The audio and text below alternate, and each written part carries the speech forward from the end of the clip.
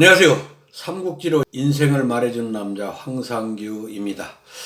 자, 이번 시간에는 관우 1페이지를 통해서 금수저, 흑수저에 대해서 말해보도록 하겠습니다.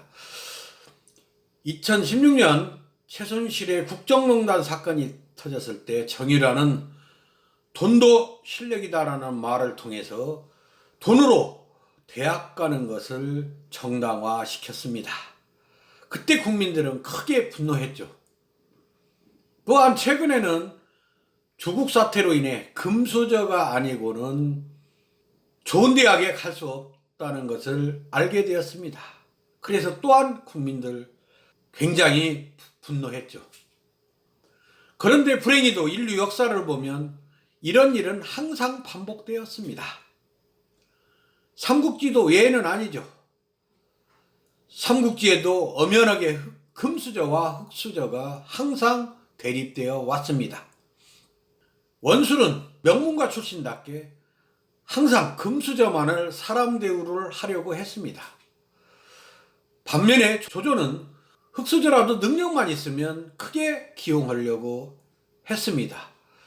과연 이 두 사람 중에 누가 현명하다고 할 수 있겠습니까?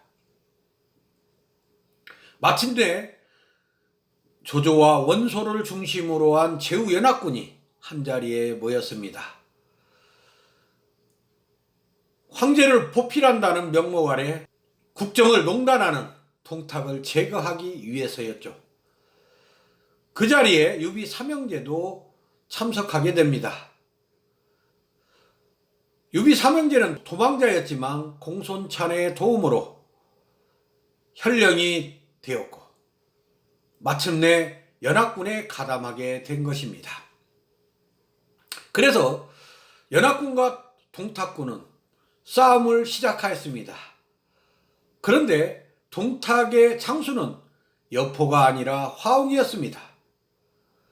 여포가 출전하려고자 화웅은 자신으로도 충분하다고 하면서 출전하였던 것입니다.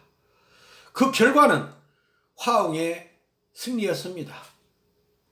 화웅은 연합군 장수들을 철저하게 무찌르면서 완전히 기선을 제압했습니다. 송견조차 화웅과의 싸움에서 패하고 말았습니다.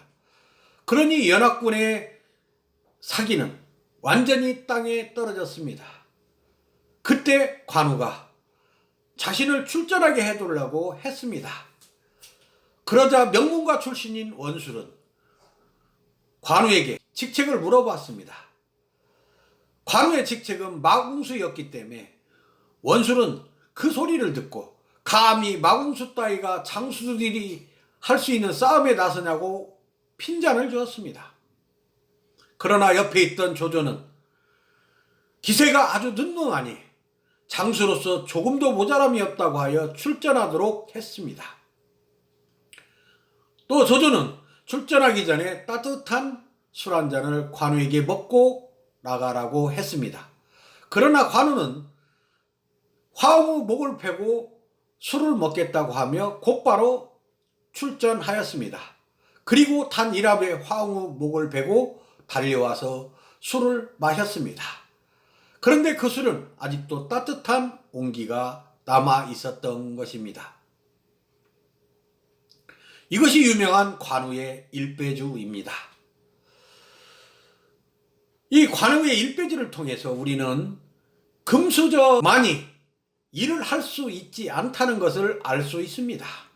흑수저라도 능히 금수저 못지않게 일을 할 수 있다는 것을 알 수가 있는 것입니다. 그런데도 원술은 금수저가 아니면 아무 일도 할 수 없다는 것처럼 말을 하였습니다. 그러나 조조는 아무리 흑수저라도 능력이 있으면 기용하려고 했고 그것이 결국 성공하였습니다. 조조는 항상 천하를 얻으려면 인재를 얻어야 된다고 생각했습니다. 비록 흑수저라도 능력만 있으면 조조는 파격적으로 기용했습니다. 그래서 그럴까요? 조조는 그 뒤에 연전연승을 합니다. 반면에 원술은 어떻게 됩니까? 한없이 무너지죠.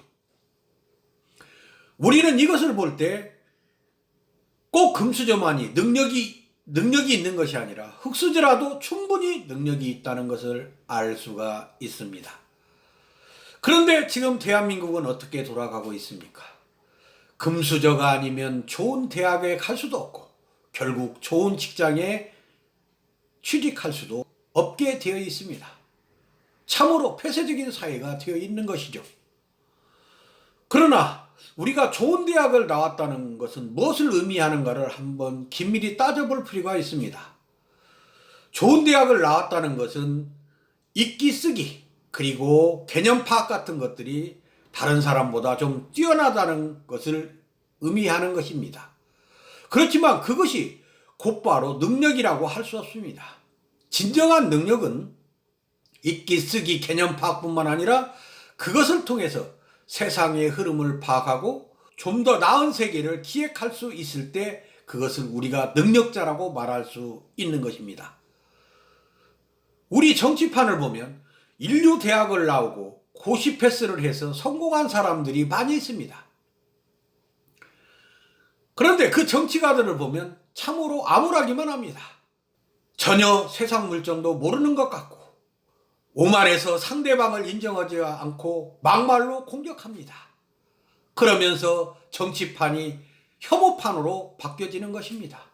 그리고 나라는 혼란할 대로 혼란해졌습니다. 과연 우리가 이렇게 좋은 대학을 나온 사람들이 과연 능력이 있다고만 말할 수 있겠습니까? 적어도 좋은 나라로 가려면 아무리 흙수저라도 능력이 있으면 뽑아야 된다고 합니다. 조조는 항상 천하를 얻으려면 인재를 얻어야 되고 나라를 잘 다스리려면 인재를 잘 기용해야 한다고 하였습니다. 과연 지금 우리나라는 조조의 말대로 하고 있다고 생각할 수 있겠습니까? 저는 좀 더 우리나라가 제대로 굴러가려면 금수저뿐만 아니라 흙수저들이 사회에 진출할 수 있는 길이 더 넓혀져야 된다고 생각합니다. 이미 우리나라는 개천에서 용 나기가 어렵다고들 합니다. 개천에서 용이 나려면 조조처럼 흙수저라도 널리 기용할 수 있는 길이 반드시 열려야 된다고 생각합니다. 감사합니다.